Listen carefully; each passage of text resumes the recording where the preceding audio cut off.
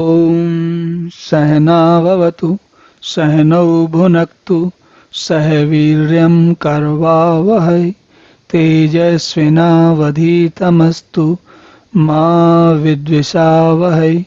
ओम शांति शांति शांति। हरि ओम। तो भगवान अब ज्ञान का सहारा लेके कैसे आगे बढ़ते हैं उसके बारे में बात करते हैं।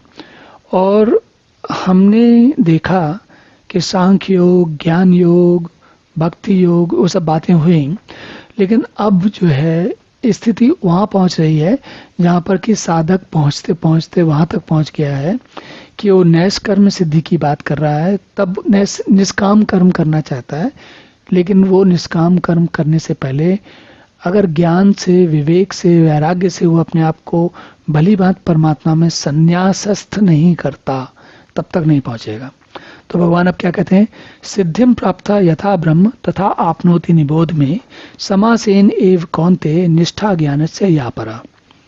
भगवान कहते हैं कि जो ज्ञान योग के द्वारा, जो ज्ञान योग की परानिष्ठा सबसे उच्च स्थिति है, और उस स्थिति तक कैसे पहुंचा जाता है, उसको जिस प्रकार से प्राप्त होकर उस स्थिति कब तक पहुंचकर जिस प्रकार मनुष्य ब्रह्म को प्राप्त होता है, यानी कि परमानंद को प्राप्त होता है, तो भगवान कहते हैं कि उसके बारे में अब मैं तुम्हें बताता हूँ, संक्षेप में बताता हूँ।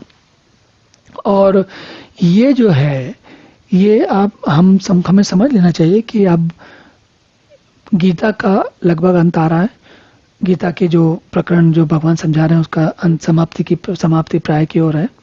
अभी हैं कई 20-25 श्लोक, लेकिन मुख्य बात अब यहाँ पर भगवान एक बार पुनः हमको समझा रहे हैं। क्या समझा रहे हैं कि नैष्कर्म सिद्धि, ज्ञान योग और ब्रह्म को प्राप्त होना, इन 3-4 चीजों का हम ध्यान रखें तो आगे की बातें भली भांति हमें समझ में आएंगी।